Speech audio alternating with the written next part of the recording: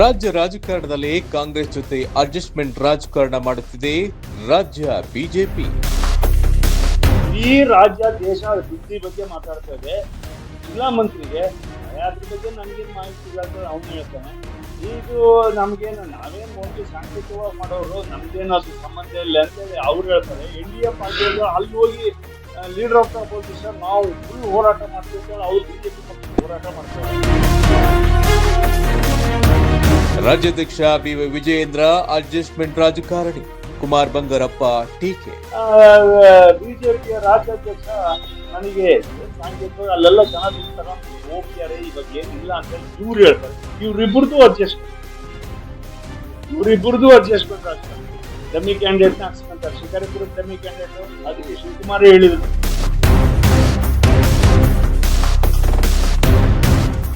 Soraba BJP ಕಾರ್ಯಕರ್ತರ ಸಭೆಯಲ್ಲಿ ಸ್ವಪಕ್ಷದವರ ಮೇಲೆ ಹಾಗೂ ರಾಜ್ಯ ಸರ್ಕಾರದ ವಿರುದ್ಧ ಕುಮಾರ್ ಬಂಗಾರಪ್ಪ ಗರಂ ಆಗಿದ್ದಾರೆ. ಶಿಕಾರಿಪುರದಲ್ಲಿ ಡಮ್ಮಿ ಕ್ಯಾಂಡಿಡೇಟ್ ಹಾಕಿಕೊಂಡು ಗೆದ್ದವರು BY ವಿಜಯೇಂದ್ರ ಎಂದು ಕಿಡಿಕಾರಿದ್ದಾರೆ. ಲೋಕಸಭಾ ಚುನಾವಣೆಯಲ್ಲಿ ಕೂಡ ಡಮ್ಮಿ ಕ್ಯಾಂಡಿಡೇಟ್ ವಿರುದ್ಧ ಗೆದ್ದವರು BY ರಾಘವೇಂದ್ರ ಎಂದು ತಮ್ಮ ಆಕ್ರೋಶವನ್ನ ತಮ್ಮದೇ ಕಾರ್ಯಕರ್ತರ ಮುಂದೆ ತಮ್ಮ ಅಭಿಪ್ರಾಯವನ್ನ ವ್ಯಕ್ತಪಡಿಸಿದ್ದಾರೆ. ಟೌನ್ನಲ್ಲಿ ಅಂತೂ ವಿಸ್ತಾರನ ಆಡಳಿತ ಭವನನ್ನ ಕೈ ಬಿಟ್ರು, ಮುಳಿಸೇ ಬಿಟ್ರು. 100 ಕೋಟಿ ತಂದಿರತಕ್ಕಂಥದ್ದು ಆಡಳಿತ ಭವನ ವಿಸ್ತಾರ ಪ್ರಾಜೆಕ್ಟ್ 20 ಎಕರೆನಲ್ಲಿ ಇಡೀ ದೇಶದಲ್ಲಿ ಒಂದು ಇಂಥ ಮುಂದಾಲೋಚನೆ ಇಲ್ದಿರತಕ್ಕಂಥ ಅಥವಾ ರಾಜಕೀಯವಾಗಿ ಸೇಡ್ ತೀರಿಸ್ಕೊಬೇಕು ಅಂತಕ್ಕಂಥ ಶಾಸಕರು ಮಂತ್ರಿಗಳೇನಿದ್ದಾರೆ, ಇದು ಸರಿಯಲ್ಲ. ಯಾಕಂದ್ರೆ 100 ಕೋಟಿ ಅದು ಬಂಗಾರಪ್ಪನವ್ರ ಕುಟುಂಬದಿಂದ ತಂದಿದ್ದಲ್ಲ, ಬಂಗಾರಪ್ಪನವರ ರಾಜಕಾರಣದಿಂದ ರಾಜ್ಯ ಸರ್ಕಾರ ಕೊಟ್ಟಿರ್ತಕ್ಕಂಥದ್ದು, ಆ ಶಕ್ತಿ ಮೇಲೆ ಕೊಟ್ಟಿರ್ತಕ್ಕಂಥದ್ದು. ಆದ್ರೆ ಇವತ್ತು ಅದನ್ನ ತಗೊಂಡು ಹೋಗ್ಬಿಟ್ಟು ಹರಾಜು ಹಾಕ್ತಕ್ಕಂಥ ಲೆವೆಲಿಗೆ ಮಾಡಿ ಕೂತಿದ್ದಾರೆ. ಮಾಡಬಾರ್ದು ಕೆಲಸಗಳನ್ನ ಮಾಡ್ಕೊಂಡು ಕೂತಿದ್ದಾರೆ. ಹೋಗೋದು, ಎಲ್ಲೆಲ್ಲಿ ಗೋಮಾಳಗಳಿದಾವೆ ಅವನ್ನ ಮಾರ್ಕೊಳ್ಳೋದಕ್ಕೆ ಏನೇನ್ ಕಾನೂನುಗಳು ಬೇಕೋ ಅವನ್ನ ಇಲ್ಲಿ ಕೂತ್ಕೊಂಡ್ಬಿಟ್ಟು ಮಾಡೋದು. ನಾವು ಟೌನ್ ಪಟ್ಟಣ ಪಂಚಾಯತ್ ಇದನ್ನ ಪುರಸಭೆಯಾಗಿ ಪರಿವರ್ತನೆ ಮಾಡಿದ್ವಿ. ಇವತ್ತಿನವರೆಗೂ ಪುರಸಭೆಗೆ ನೀವು ಎಷ್ಟು ದುಡ್ಡು ಬಂದಿದೆ ಅಂತ ಹೇಳಿ ನೀವು ನೋಡಿದ್ರೆ, ನೀವು ದುಡ್ಡು ಬಂದಿದೆ ಅಂತ ಹೇಳಿ ರೆಕಾರ್ಡ್ನ ತೋರಿಸ್ತಾ ಇದ್ದಾರೆ. ಆದ್ರೆ ಎಲ್ಲೂ ಕೂಡ ಕೆಲಸಗಳಿಲ್ಲ. ಕನಿಷ್ಠ ಪಕ್ಷ ಆ ರಂಗನಾಥ ಸ್ವಾಮಿ ದೇವಸ್ಥಾನದ ತೇರನ್ನ ನಾವು ಮಾಡಿಟ್ಟಿದ್ವಿ, ತೇರು ಎಳೆದಿಟ್ಟಿದ್ದಾರೆ. ಅದಕ್ಕೊಂದು ಗೂಡು ಕಟ್ಕೊಟ್ರೆ ಯಾವೊಂದು ಅಂತ ಹೇಳಿದ್ರೆ, ನಾವು ಯಾರು ಜನನಾರು ಸೇರ್ಬಿಟ್ಟು ರಾತ್ರಿ ಕಟ್ಕೊಡ್ತೀವಿ ಅಂತ ಹೇಳಿದ್ರೆ, ಇಲ್ಲ ನಾವೇ ಮಾಡ್ತೀವಿ, ನೀವ್ ಯಾರು ಮುಟ್ಟಂಗಿಲ್ಲ. ಸಮಿತಿ ರಚನೆ ಮಾಡ್ಕೊಂಡ್ಯಾರ, ಅವ್ರದೇ ಸಮಿತಿ ಮಾಡ್ಕೊಂಡ್ಯಾರೆ. ಆ ರಂಗನಾಥ ಸ್ವಾಮಿ ದೇವಸ್ಥಾನದ ಮರದಲ್ಲಿ ಪಾಪ ನಮ್ಮ ಗುಡಿಗಾರಗಳು ವರ್ಷಾನ್ಗಟ್ಲೆ ಶ್ರಮ ಪಟ್ಟಿರ್ತಕ್ಕಂಥದ್ದು, 100 ವರ್ಷ ಬಾಳ್ತಕ್ಕಂಥ ರಂಗನಾಥ ಸ್ವಾಮಿ ದೇವಸ್ಥಾನ ತೇರನ್ನ ಹರಾಜು ಹಾಕ್ತಕ್ಕಂಥ ಲೆವೆಲಿಗೆ ಮಾಡಿಟ್ಟಿದ್ದಾರೆ. ಇವತ್ತು ಇಂಥವನ್ನೆಲ್ಲ ನೋಡಿದ್ರೆ ಬಹಳ ಬೇಸರನೂ ಆಗುತ್ತೆ, ಮತ್ತೆ ಆಡಳಿತ ಯಾವ ಮಟ್ಟಕ್ಕೆ ಹೋಗಿದೆ ಅಂತಕ್ಕಂಥದ್ದು ಇದು ಆಗುತ್ತೆ. ಹಾಗಾಗಿ ಇವನ್ನೆಲ್ಲವನ್ನು ಬಿಟ್ಟು ನೇರವಾಗಿ ಅಟ್ಲೀಸ್ಟ್ ಕನಿಷ್ಠ ಪಕ್ಷ ಇನ್ನೊಂದು 6 ತಿಂಗಳು 1 ವರ್ಷ ನೀವು ಅಧಿಕಾರದಲ್ಲಿ ಇದ್ದೀರಿ, ಅಷ್ಟರೊಳಗೆ ಯಾವ್ದಾರೋ ಒಂದು ಗುರುತರವಾಗಿರ್ತಕ್ಕಂಥ ಕಾರ್ಯಕ್ರಮವನ್ನ ಸೊರಬ ಕ್ಷೇತ್ರಕ್ಕೆ ಮಾಡಿದೀವಿ. ಒಂದು ಪೊಲೀಸ್ ಸ್ಟೇಷನ್ ಕಟ್ತೀರಾ, ಬಸ್ ಸ್ಟ್ಯಾಂಡ್ ಮಾಡ್ತೀರಾ, ರೋಡ್ ಮಾಡ್ತೀರಾ, ಅಥವಾ ನೀರಾವರಿ ಮಾಡ್ತೀರಾ, ಬ್ಯಾರೇಜ್ ಹಾಕ್ತೀವಿ ಅಂತ ಹೇಳಿ ಹೇಳ್ಕೊಂಡು ಹೋಗಕ್ಕೆ ಶುರು ಮಾಡಿ ಮಂಜೂರಾಯಿತಿ ಆಗಿದೆ ಅಂತ ಹೇಳಿ ಮಾಡಿದ್ರು. ನಾವು ಮಾಡಿದ ಬ್ಯಾರೇಜ್ ಅನ್ನ ತಗೊಂಡು ಹೋಗಿ ಅದನ್ನ ಅರ್ಧಕ್ಕೆ ಮಾಡಿದ್ರು. ನಾವು 1200 ಕೋಟಿಗೆ ಶರಾವತಿ ನೀರನ್ನ ತರಬೇಕು ಅಂತ ಹೇಳ್ಬಿಟ್ಟು ಮಲೆನಾಡು ಭಾಗಕ್ಕೆಲ್ಲ ನೀರಾವರಿ ಮಾಡ್ಬೇಕು ಅಂತ ಮಾಡಿದ್ರೆ ಅದನ್ನ ಬಿಟ್ಟಾಕಿದ್ರು. ಕುಡಿಯೋ ನೀರಿನ ಯೋಜನೆಯನ್ನ ಶರಾವತಿಯಿಂದ ಎಲ್ಲದಕ್ಕೂ ಕುಡಿಯೋ ನೀರು ಅವಾಗ ಮಾಡಿದ್ದನ್ನ ಇನ್ನೂ ಕೂಡ ಅದೇ ಇದನ್ನ ಶಂಕ ಹೊಡ್ಕೊಂಡು ಕೂತಿದ್ದಾರೆ. ಇದೀಗ ಯಾವ್ದಕ್ಕೆ ಬರ್ತದೆ? ಮಾಡ್ಬೇಕು ತಾನೆ 3 ವರ್ಷದಲ್ಲಿ, ಇವನ್ನೆಲ್ಲಾನು ಮುಗಿಸ್ಬೇಕಲ್ವಾ? ನೀವ್ ಯಾವ್ದಾರು ಒಂದು ಶಂಕುಸ್ಥಾಪನೆ ಯಾವ್ದಕ್ಕೆ 50,000ಕ್ಕೆ ಒಂದಕ್ಕೆ ತಗೊಂಡು ಹೋಗ್ಬಿಟ್ಟು ಅಲ್ಲಿ ಕೋಳಿ ಕುರಿ ಹೊಡೆಸ್ಕೊಂಡ್ಬಿಟ್ಟು ದೊಡ್ಡ ಸಂಭ್ರಮ ಇವ್ರದ್ದು. ಜಿಲ್ಲಾ ಮಂತ್ರಿ ಮತ್ತು ಶಾಸಕ ಮತ್ತು ರಾಜ್ಯದ ಶಿಕ್ಷಣ ಮಂತ್ರಿಗಳು ಇವರುಗಳು ಬಸ್ ಸ್ಟ್ಯಾಂಡಿಗೆ ತಗೊಂಡು ಗುದ್ಲಿ ಪೂಜೆ ಮಾಡಿದೀಯ ಕಣೆ. ಹಿಂದಿನ ಸರ್ಕಾರ ಮಾಡಿದೆ, ಅಪ್ರೂವ್ ಮಾಡ್ಕೊಂಡಿರಿ, ಟೆಂಡರ್ ಮಾಡಿಸಿದೆ. ಟೆಂಡರ್ ಅನ್ನ ನೀವು ಮತ್ತೊಂದ್ಸರಿ ಗುದ್ಲಿ ಪೂಜೆ ಮಾಡಿ ಅಟ್ಲೀಸ್ಟ್ ಉದ್ಘಾಟನೆನಾದ್ರು ಮಾಡು, ಇಲ್ಲ ಕಟ್ಟಡ ಕಟ್ಟಿಟ್ಟಿದೆ ಅದನ್ನಾರು KSRTC ಅದನ್ನಾರು ಉದ್ಘಾಟನೆ ಮಾಡು. ಹಾಗಾಗಿ ಇವರಿಗೆ ಅಭಿವೃದ್ಧಿ ಸಮಾಜಗಳು ಯಾವ್ಯಾವ ತಲೆಗಳಿಲ್ಲ. ಅದು ಒಂದು ಸಮುದಾಯ ಭವನ ಅಂತೇಳಿ 57 ಎಕರೆ ತೆಗೆದಿಟ್ಟು ಎಲ್ಲ ಸಮುದಾಯದವ್ರಿಗೂ ಶೇರ್ ಮಾಡಿದ್ರು, ಅದನ್ನ ಕೈ ಬಿಟ್ರು. ಎಲ್ಲ ಸಮುದಾಯದವರು ನಿರ್ದಿಷ್ಟವಾಗಿ ಸಣ್ಣ ಕೋಮ್ನಿಂದ ಹಿಡಿದ್ಬಿಟ್ಟು ಮಡಿವಾಳ ಇರ್ಬೋದು, ಅಥವಾ ಚಿಪ್ಪಗೆರೆ ಇರ್ಬೋದು, SC ಇರ್ಬೋದು, ST ಇರ್ಬೋದು, ಹಿಂದುಳಿದವರಿಗೆ ಎಲ್ಲದನ್ನು ಮಾಡಿದ್ವಿ. ಅದನ್ನ ಕಂಪ್ಲೀಟ್ ಆಗಿ ಕೈ ಬಿಟ್ಟು ಆರ್ಯ ಹಿರಿಯರ ಸಂಘದ್ದು 12 ಕೋಟಿಗೆ ಯಡಿಯೂರಪ್ಪನವ್ರು ಸಿಎಂ ಇದ್ದಾಗ ದುಡ್ಡು ಕೊಡಿಸಿದ್ರು. ಅದನ್ನ ಪಿಲ್ಲರ್ಗಳನ್ನೇ ಅರ್ಧ ಪಿಲ್ಲರ್ನ ಕೊಯ್ದುಬಿಟ್ಟು ಇವಾಗ ಇಲ್ಲ ನಾವ್ ಇನ್ನೊಂದ್ಸರಿ ಮಾಡ್ತೀವಿ ಅಂತ ಹೇಳ್ಬಿಟ್ಟು 12 ಕೋಟಿ ಪ್ರಾಜೆಕ್ಟ್ ನ ತಗೊಂಡು ಹೋಗ್ಬಿಟ್ಟು ಇವತ್ತು ಅರ್ಜೆಂಟ್ ಆಗಿ ಮಾಡ್ಬಿಟ್ಟು ಶೀಟ್ ಹಾಕ್ಬಿಟ್ಟು ಇದೆ. ಇದು ಯಾವ ಪುರುಷಾರ್ಥಕ್ಕೆ ಮಾಡ್ತಾ ಇದ್ದೀರಿ? ಇವತ್ತು ಜನ ತಮ್ಮ ಮನೆಯಲ್ಲೇ ಹೆಂಗ್ ಮಾಡ್ಕೊಂಡಿದ್ದಾರೆ ಅನ್ನೋದನ್ನ ನೋಡಿ. ಜನ ಏನ್ ಅಪೇಕ್ಷೆ. ಮತ್ತು ಶಿವಮೊಗ್ಗ ಜಿಲ್ಲೆ ಲೋಕಸಭಾ ಚುನಾವಣೆಯಲ್ಲಿ ಶ್ರೀಮತಿ ಗೀತಾ ಶಿವರಾಜ್ ಕುಮಾರ್ ಡಮ್ಮಿ ಕ್ಯಾಂಡಿಡೇಟ್ ಎಂದು ನೇರವಾಗಿ ಗೀತಾ ಶಿವರಾಜ್ ಕುಮಾರ್ ಅವರಿಗೆ ಕಾಲೆಳೆದಿದ್ದಾರೆ.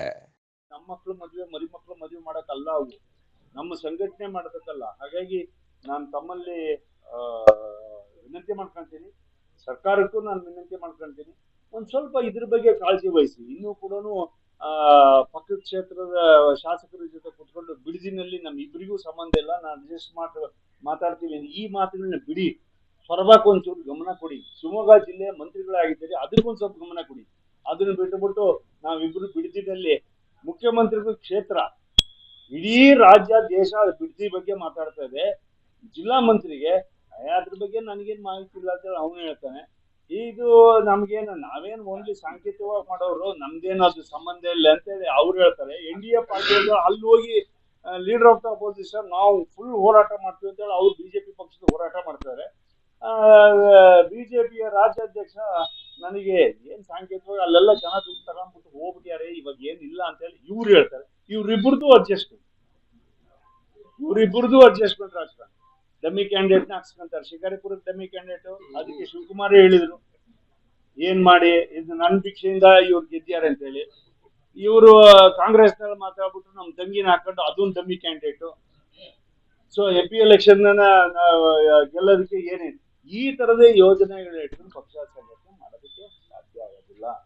ಪ್ರಾಮಾಣಿಕವಾಗಿರ್ತಕ್ಕಂಥವ್ರನ್ನ ನೀವು ಕರ್ಕೊಂಬರೋ, ಪ್ರಾಮಾಣಿಕವಾಗಿರ್ತಕ್ಕಂಥವ್ರನ್ನ ಯತ್ನಾಳನ್ನ ತಗೊಂಡೋಗಿ ಸಸ್ಪೆಂಡ್ ಮಾಡ್ತಾರೆ. ಅವ್ರು ಬಂದ್ಬಿಟ್ಟು ನಾನು ಅದೇ ಸಿಂಬಲ್ ಗೆದ್ದಿದ್ದು, ಹಂಗಾಗಿ ಅಲ್ಲಿ ನಾವು ವೋಟ್ ಹಾಕ್ತೀನಿ ಅಂತ ಅವ್ರು ವೋಟ್ ಹಾಕ್ತಾರೆ. ಚರಂತಿ ಮಠದ ಎಲೆಕ್ಷನ್ ನಡಿಬೇಕಾದ್ರೆ ಬಿಜೆಪಿ ಪಕ್ಷದ ವೇದಿಕೆ ಮೇಲೆ ಅವ್ರನ್ನ ಕೂರ್ಸ್ಕೊಂಡ್ಬಿಟ್ಟು ಭಾಷಣ ಓಡಿಸ್ತಾರೆ. ಇದು ಯಾವುದು ನೀತಿ ಅಂತಾನೆ ಅರ್ಥ ಆಗೋದಿಲ್ಲ. ಇದು ರಾಜಕೀಯ ರಾಜ್ಯದಲ್ಲಿ ಕಾಂಗ್ರೆಸ್ ಜೊತೆ ಅಡ್ಜಸ್ಟ್ಮೆಂಟ್ ರಾಜಕಾರಣ ಮಾಡುವ ಪರಿಸ್ಥಿತಿ ಬಿಜೆಪಿಗೆ ಬಂದಿದೆಯಾ ಎಂದು ಬಿಜೆಪಿಗರೇ ಚಿಂತಿಸುವ ಮಟ್ಟಕ್ಕೆ ಬಿಜೆಪಿ ತಲುಪಿದೆ. ಸೊರಬ ತಾಲೂಕಿನಲ್ಲಿ ಬಿಜೆಪಿ ಪಕ್ಷ ಸಂಪೂರ್ಣ ಹಾಳಾಗಲು ಸಂಸದ BY ರಾಘವೇಂದ್ರ ಮತ್ತು ಬಿಜೆಪಿ ರಾಜ್ಯಾಧ್ಯಕ್ಷ BY ವಿಜಯೇಂದ್ರ ಅವರೇ ಕಾರಣ. ನಾನು ಎಂದಿಗೂ ಬಿಜೆಪಿ ಪಕ್ಷದಲ್ಲಿ ಇರುತ್ತೇನೆ, ಹಾಗೆ ಬಿಜೆಪಿ ಕಾರ್ಯಕರ್ತನಾಗಿ ಮುಂದುವರಿಯುತ್ತೇನೆ. ದೇಶದಲ್ಲಿ ಮುಳುಗುತ್ತಿರುವ ಕಾಂಗ್ರೆಸ್ ಪಕ್ಷಕ್ಕೆ ಸೇರುವವನು ಕುಮಾರ್ ಬಂಗಾರಪ್ಪ ನಾನಲ್ಲ ಎಂದು ತಮ್ಮ ಸ್ವಪಕ್ಷದವರ ಮೇಲೆ ಮತ್ತು ರಾಜ್ಯ ಸರ್ಕಾರದ ಮೇಲೆ ವಾಗ್ದಾಳಿ ನಡೆಸಿದ್ದಾರೆ ಕುಮಾರ್ ಬಂಗಾರಪ್ಪ. ಕಾಂಗ್ರೆಸ್ ಪೂರ್ಣವಾಗಿ ಹೋಗ್ತಾ ಇರ್ತಕ್ಕಂಥ ಸಂದರ್ಭದಲ್ಲಿ ಯಾರು ರಾಜಕೀಯವಾಗಿ ಯಾವುದೇ ಒಬ್ಬ ರಾಜಕೀಯ ವ್ಯಕ್ತಿ ಒಂದ್ ಸ್ವಲ್ಪ ತಕ್ಕ ಮಟ್ಟಿಗೆ ಅನುಭವ ಇರ್ತಕ್ಕಂಥವ್ರು ತಕ್ಷಣಕ್ಕೆ ಈ ತರದ ಶಿಫ್ಟಿಂಗ್ ಗ್ರಾಮ ಪಂಚಾಯತಿನಲ್ಲಿ ನಾನು ಚಿಹ್ನೆ ಇಲ್ಲ ಅಂತ ಹೇಳ್ಬಿಟ್ಟು ನಾನು ಈ ಪಕ್ಷದವ್ರಿಗೂ ಚೆನ್ನಾಗಿರ್ಬೇಕು, ಆ ಪಕ್ಷದವ್ರಿಗೂ ಚೆನ್ನಾಗಿರ್ಬೇಕು ಅಂತಕ್ಕಂಥ ವಾದವನ್ನು ಇಟ್ಕೊಂಡು ಹೋಗ್ತಕ್ಕಂಥ ಕುಮಾರ್ ನಾನಲ್ಲ. ನಾಗೇಂದ್ರ ಅವ್ರ ಮಂತ್ರಿಮಂಡಲ ತಗೊಂಡಿರ್ತಕ್ಕಂಥದ್ರ ಬಗ್ಗೆ ನಾನು ಮಾತನಾಡಕ್ ಹೋಗಲ್ಲ. ಯಾಕಂದ್ರೆ ನಾನಾ ಕಾರಣ ಇರ್ಬೋದು. ಇವಾಗ DK ಶಿವಕುಮಾರ್ ಮೇಲೆ ಗುರುತರವಾಗಿರ್ತಕ್ಕಂಥ ಅವರೇ ಪರೋಲಲ್ಲಿ ಬೇಲ್ ಮೇಲೆ ಇರ್ತಕ್ಕಂಥದ್ದು. ಇದು ನಾನು ಈ ತರದ್ದು ಎಷ್ಟೋ ಕೇಸ್ ಕಾಂಗ್ರೆಸ್ ಫೇಸ್ ಮಾಡ್ತಾ ಇದ್ದೀವಿ. ಸೋನಿಯಾ ಗಾಂಧಿ ಅವರು ಇದ್ದಾರೆ, ರಾಹುಲ್ ಗಾಂಧಿ ಅವರು ಇದ್ದಾರೆ, ಈ ತರ 120 ಕೇಸ್ ಇದಾವೆ. ನಾವು ಹಂಗಾಗಿ ನಮ್ಮ ಪಕ್ಷನೇ ಹಿಂಗಿದೆ, ಹಂಗಾಗಿ ಇವ್ರು ಮಂತ್ರಿ ಆಗೋದ್ರಲ್ಲಿ ಏನ್ ದೊಡ್ಡದು ಅಂತೇಳಿ ಅವ್ರು ಅನ್ಕೊಂಡಿದ್ರೆ ನಾವ್ ಏನ್ ಮಾಡಕ್ಕಲ್ಲ ಅಂತ ಅದೇ ವಾತಾವರಣದಲ್ಲಿ ಅವರು ಇದ್ದಾರೆ. ಇದೇ ತರ ವಾತಾವರಣ ಕಾಂಗ್ರೆಸ್ ಪಕ್ಷದಲ್ಲಿ ಇದ್ದಾಗ ಬಂಗಾರಪ್ಪನವ್ರ ಮೇಲೆ CBI ಕೇಸ್ ಅನ್ನ ಹಾಕಿ ಅವಾಗ ಮಾಡಿದಾಗ ಬಂಗಾರಪ್ಪನವರಿಗೆ ಇದೇ ಕಾಂಗ್ರೆಸ್ ಪಕ್ಷ ಏನನ್ನ ಮಾಡಿತ್ತು ಅನ್ನೋದನ್ನ ಒಂದ್ ಸ್ವಲ್ಪ ಯೋಚನೆ ಮಾಡ್ಬೇಕು. ಅವತ್ತು ಬರೀ CBI case, classic computers case ಅಥವಾ ಇದು PC ಡೆಂಟಲ್ ಕಾಲೇಜ್ ಕೇಸು ಮತ್ತೆ ಡಿಸ್ಪ್ರಪೋರ್ಷನೇಟ್ ಅಸೆಟ್ಸ್ ಕೇಸ್ ಮೇಲೆ ಬಂದಿರ್ತಕ್ಕಂಥದ್ದನ್ನ ಅವತ್ತಿಗೆ ನಿಮ್ಮ ಮೇಲೆ ಕೇಸ್ ಇದೆ ಅಂತ ಹೇಳ್ಬಿಟ್ಟು ಏನನ್ನೂ ಕೂಡ ಕೊಡದೇ ಇರ್ತಕ್ಕಂಥ ಪರಿಸ್ಥಿತಿಯಲ್ಲಿ ಒಬ್ಬ ರಾಜ್ಯದ ನಾಯಕರಿಗೆ ಮಾಡಿರ್ತಕ್ಕಂಥ ಕ್ಷಣಗಳು ಕೂಡ ಸೊರಬ ತಾಲೂಕಿನ ರಾಜಕಾರಣ ನೋಡಿದೆ, ಅನುಭವಿಸಿದೆ, ಕರ್ನಾಟಕ ರಾಜ್ಯ ಅನುಭವಿಸಿದೆ. ಆದ್ರೆ ಇವತ್ತು ಅದು ಯಾವುದೇ ಲೆಕ್ಕಕ್ಕಿಲ್ಲ. ಯಾರು ಬೇಕಾದ್ರೆ ಏನ್ ಬೇಕಾದ್ರೆ ಇರ್ಬೋದು, ಹೆಂಗ್ ಬೇಕಾದ್ರೆ ಇರ್ಬೇಕು, ನೀವು ಹಣ ಹೊಂದಿದ್ಬಿಟ್ರೆ, ನೀವು ಗಟ್ಟಿಯಾಗಿದ್ಬಿಟ್ರೆ ನೀವ್ ಏನ್ ಬೇಕಾದ್ರೂ ತಗೊಂಡ್ಬರ್ತೀನಿ, ಏನ್ ಬೇಕಾದ್ರೂ ಕೊಡಬಹುದು ಅನ್ನೋ ಮಟ್ಟಿಗೆ ಕಾಂಗ್ರೆಸ್ ಪಕ್ಷ. ಟಿಕೆಟ್ ಕೊಡೋದು ನಾವಲ್ರಿ. How can I decide? ನಾನು ಬಿಜೆಪಿಯ ಕಾರ್ಯಕರ್ತನಾಗೇ ಇರ್ತೀನಿ. ತೀರ್ಮಾನ ಮಾಡ್ತಕ್ಕಂಥದ್ದು ಜಿಲ್ಲೆ, ರಾಜ್ಯ ಮತ್ತು ರಾಷ್ಟ್ರದಲ್ಲೂ ಇದ್ದಾರೆ, ಅವರು ಮಾಡ್ತಾರೆ. ಕಾಯ್ದು ಬಿಡ್ರಿ, 4 ಆಗುತ್ತೋ 40 ಆಗುತ್ತೋ ನೋಡ್ಕೊಂಡ್ಬಿಟ್ಟು ರಾಜ್ಯ ತೀರ್ಮಾನ ತಗೊಂಡ್ಮೇಲೆ ಬಂದ್ ಮಾತಾಡ್ತೀವಿ. ಇವಾಗ 10 ವರ್ಷ 15 ವರ್ಷ ಆಯ್ತು ನಾನು ಬಿಜೆಪಿ ಬಂದು ಅಂತ ಹೇಳಿದೆ. ರಾಜ್ಯಾಧ್ಯಕ್ಷರು ಮೊನ್ನೆ ಯಾವುದೋ ಒಂದು ಇಂಟರ್ವ್ಯೂನಲ್ಲಿ ಹೇಳಿದ್ರು, ಸೊರಬದಲ್ಲಿ 10 ವರ್ಷದಿಂದನೂ ಇದೇ ಪರಿಸ್ಥಿತಿ ಇದೆ ಅಂತ ಹೇಳಿದ್ರು. 10 ವರ್ಷದಿಂದ ಪರಿಸ್ಥಿತಿ ಇಟ್ಟವ್ರು ಯಾರು ಅಂತ ಹೇಳಿಲ್ವೇ? ಯಾಕಂದ್ರೆ 10 ವರ್ಷದಿಂದ ನಾನು ಇದ್ದೀನಿ ಅಂತ ಹೇಳಿದ್ರು. 10 ವರ್ಷದಿಂದನೂ ಸೊರಬದಲ್ಲಿ ಇದೇ ಪರಿಸ್ಥಿತಿ ಅಂತ ಹೇಳಿದ್ರು. ಯಾರು? ರಾಜ್ಯಾಧ್ಯಕ್ಷರು, ಇವಾಗಿರೋರು, ಬಿಜೆಪಿಯ ರಾಜ್ಯಾಧ್ಯಕ್ಷರು. ಮಾಡಿದ್ಯಾರು? ಇದನ್ನ ಇಟ್ಕೊಂಡು ಓಡಾಡಿಸ್ಬೇಕು, ಸೊರಬ ತಾಲೂಕಿನ ರಾಜಕಾರಣ ಹಾಳು ಮಾಡ್ಬೇಕು, ಇದನ್ನ ಕುಲಿಗೆಡಿಸ್ಬೇಕು, ಶಿವಮೊಗ್ಗ ಜಿಲ್ಲೆ ಇದ್ ಮಾಡ್ಬೇಕು. ಕಾಂಗ್ರೆಸ್ ಜೊತೆ ಅಡ್ಜಸ್ಟ್ಮೆಂಟ್ ಮಾಡ್ಕೊಂಡು ಕ್ಯಾಂಡಿಡೇಟ್ ಹಚ್ಕೊಳಕ್ಕಾಗತ್ತೆ? ಇಲ್ಲಿ ಸೊರಬ ತಾಲೂಕಿನಲ್ಲಿ ಗುಂಪು ಕಟ್ಟಿಬಿಟ್ಟು ಇದನ್ನ ಹಾಳು ಮಾಡ್ಬೇಕು ಅನ್ನೋ ಯೋಜನೆಗಳನ್ನ ಮಾಡಿದಾಗ ಅದಕ್ಕೆ ಉತ್ತರ ಕೊಡುವಂತ ಕಾಲ ಬರ್ತದೆ. ಬಂದಾಗ ಅವೆಲ್ಲವೂ ಕೂಡ ಸರಿ ಮಾಡ್ಕೊಂಡು ಹೋಗುತ್ತೆ. ಅವತ್ತಿನ ದಿನಕ್ಕೆ ಅಥವಾ ಇವತ್ತಿನ ದಿನಕ್ಕೆ ಯಡಿಯೂರಪ್ಪನವರು ನಾಯಕರೇ, ಜನನಾಯಕರೇ. ಬಿಜೆಪಿ ಪಕ್ಷದಲ್ಲಿ ಒಂದು ಸಿದ್ಧಾಂತ ಇದೆ, ಅಭಿವೃದ್ಧಿಯ ಸಿದ್ಧಾಂತ ಇದೆ. ಅಭಿವೃದ್ಧಿಯೇ ಮೂಲ ಮಂತ್ರ ಅಂತ ಹೇಳಿ ಮಾಡ್ಕೊಂಡಿದ್ದಾರೆ. ಮತ್ತು ಎಲ್ಲಾ ನಿಟ್ಟಿನಲ್ಲೂ ಕೂಡ ಅಭಿವೃದ್ಧಿಯನ್ನ ಮಾಡ್ಕೊಂಡು ಬಂದಿರ್ತಕ್ಕಂಥದ್ದನ್ನ ನಾವು ಅನುಭವಿಸಿದ್ವಿ, ನಮ್ಮ ತಾಲೂಕಿನಲ್ಲಿ ಅನುಭವಿಸಿದ್ದೇವೆ ಬಿಜೆಪಿ ಪಕ್ಷದ ಅವಧಿನಲ್ಲಿ. ಹಾಗಾಗಿ ನಾವು ನಾಯಕತ್ವದ ಬಗ್ಗೆ ನಾವು ಅವತ್ತಿನ ದಿನನೂ ಪ್ರಶ್ನೆ ಮಾಡಿಲ್ಲ, ಇವತ್ತಿನ ದಿನನೂ ನಾನು ಪ್ರಶ್ನೆ ಮಾಡೋದಿಲ್ಲ. ಯಡಿಯೂರಪ್ಪನವರ ನಾಯಕತ್ವದ ಬಗ್ಗೆ ನಾವು ಯಾವತ್ತೂ ಕೂಡ ನಾವು ಸಕಾರ ಕೂಡ ನಿಲ್ಲಿಸಿಲ್ಲ. ಹಂಗೆ ರಾಷ್ಟ್ರದ ನಾಯಕರುಗಳ ಬಗ್ಗೆನೂ ಕೂಡ ನಾವು ಯಾರು ಕೂಡ ಇದು ಮಾಡಕ್ ಹೋಗಿಲ್ಲ. ಇವತ್ತು ಯಡಿಯೂರಪ್ಪನವರು ಮಕ್ಕಳು ನಮಗೇನೋ ಒಂದು ಇದು ಮಾಡ್ತಾ ಇದಾರೆ ಅಂತ ಹೇಳ್ಬಿಟ್ಟು ಯಡಿಯೂರಪ್ಪನವ್ರಿಗೂ ಕೂಡ ಅದು ಅನ್ವಯಿಸುತ್ತೆ ಅಂತಕ್ಕಂಥ ಮಾತನ್ನ ಆಡಕೋಲ್ಲ. ಯಡಿಯೂರಪ್ಪನವ್ರ ನಾಯಕತ್ವದ ಬಗ್ಗೆ ನಮ್ಗೆ ಎಳ್ಳಷ್ಟು ಕೂಡ ಭಿನ್ನಾಭಿಪ್ರಾಯಗಳು ಇಲ್ಲೇ ಇಲ್ಲ. ನಾವು ಅವರ ನಾಯಕತ್ವದಲ್ಲೇ ಕರ್ನಾಟಕ ರಾಜ್ಯದ ಅನೇಕ ಸಾಮೂಹಿಕವಾಗಿರ್ತಕ್ಕಂಥ ನಾಯಕತ್ವದಲ್ಲಿ ಏನು ಬಿಜೆಪಿ ಪಕ್ಷ ನನಗೆ ಅವಕಾಶ ಕೊಟ್ಟಿದ್ದಾರೆ. ಏನ್ ಅವಕಾಶ ಅಂದ್ರೆ, ನೀವು ಪರ್ಮನೆಂಟ್ ಆಗಿ ಒಬ್ಬ ಅಧ್ಯಕ್ಷರು ಮಾಡೋವರೆಗೂ ನಿಮ್ಮ ಭಾವನೆಗಳನ್ನ ಹೇಳಿ, ಇದು ಆಂತರಿಕವಾಗಿರ್ತಕ್ಕಂಥ ಪ್ರಜಾಪ್ರಭುತ್ವ ಅಂತ ಹೇಳಿದ್ರು. ಅವ್ರಿಗೆ ನಾಳೆ ದಿನನೇ ಬೇಕಾದ್ರೆ ತೆಗೆದು ಹಾಕಿದೀವಿ, ಬೇರೆಯವ್ರು ಮಾಡಿದೀವಿ ಅಂತ ಹೇಳ್ಬಿಟ್ಟು ಆರ್ಡರ್ ಕೊಟ್ರೆ ಯಾರು ಅಧ್ಯಕ್ಷರು ಮಾಡ್ತಾರೋ ಅವ್ರಿಂದ. ಇವತ್ತು ಅವ್ರಿಗೆ ಕೊಟ್ಟಿಲ್ಲ, ನಮ್ಮ ಅಭಿಪ್ರಾಯಗಳನ್ನ ಹೇಳಕ್ಕೆ ನಾವು ಬಿಟ್ಟಿಲ್ಲ. ವಿಜಯಗೌಳಿ, ಜನತಾ ಮೀಡಿಯಾ, ಸೊರಬ.